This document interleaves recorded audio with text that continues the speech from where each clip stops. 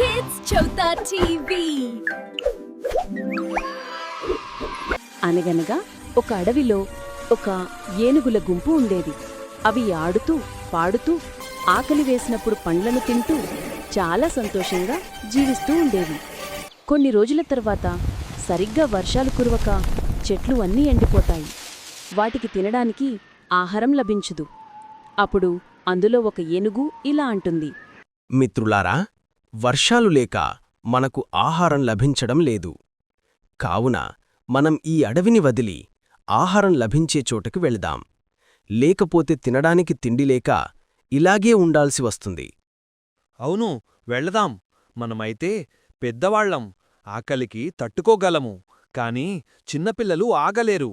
సరే, వెళదాం అని అవి ఎక్కడ్నుండి బయలుదేరుతాయి. కొద్ది దూరం వెళ్ళిన తర్వాత వాటికి తాజా పండ్లు కనిపిస్తాయి. ఒక్కసారిగా ఆ పండ్లను చూసిన ఏనుగుల గుంపు వాటివైపు పరిగెడతాయి. మిత్రులారా, అక్కడికి వెళ్ళకండి. ఎవరో వేటగాడు మనల్ని పట్టుకోవడానికి ఉచ్చుపన్నాడు. కావలంటే చూడండి, ఎవరైనా భూమిపైన ఆకులని పరచి వాటిపైన పళ్లను ఉంచుతారా? వెళ్ళకండి. హో మిత్రమా, నువ్వెప్పుడూ నువ్విలానే అంటావు. నువ్వు భయపడతావు, మమ్మల్ని భయపెడతావు. మనం ఇక్కడికి వస్తున్నామని ఎవరికన్నా తెలుసా ఏంటి ఇలా ఉచ్చు ఏర్పాటు చేయడానికి? అవును, మేమైతే తింటాం. మాకు చాలా ఆకలిగా ఉంది. నువ్వు తినాలంటే మాతో పాటురా, లేదంటే అక్కడే ఉండు. అంతేకాని మమ్మల్ని భయపెట్టకు అని అక్కడ్నుండి వెళ్ళిపోతాయి. ఆ ఏనుగుల గుంపు అక్కడికి వెళ్ళగానే ఆ ఆకుల కింద ఉన్న గొయ్యిలో పడిపోతాయి. అప్పుడు తెలివైన ఏనుగు అక్కడికి వచ్చి ఇలా అంటుంది, నేను చెబితే వింటారా? మీరు వినరు. అత్యాశకు పోయి మీరు ప్రాణాల మీదకు తెచ్చుకున్నారు. ఇప్పుడు బాగైందా మీకు? సరేలే, బాగానే వెక్కిరిస్తున్నావు. కాని మేము పైకి రాలేననుకున్నావా ఏంటి? చూడు, ఇప్పుడు మేమెలా పైకొస్తామో. ఆ ఏనుగులు పైకెక్కడానికి ప్రయత్నిస్తాయి. మళ్ళీ పడుతుంటాయి.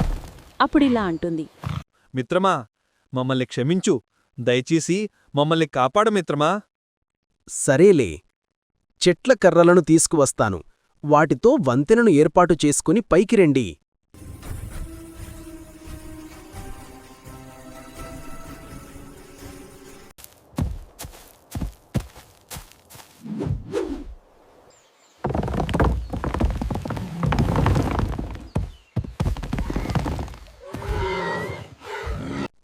ధన్యవాదాలు మిత్రమా, మమ్మల్ని కాపాడినందుకు.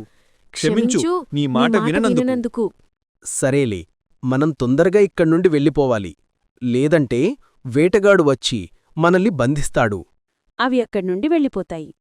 నీతి: అత్యాశకు పోయి ప్రాణాలపైకి తెచ్చుకోకూడదు. ఎదుటివారు చెప్పింది కూడా వినాలి.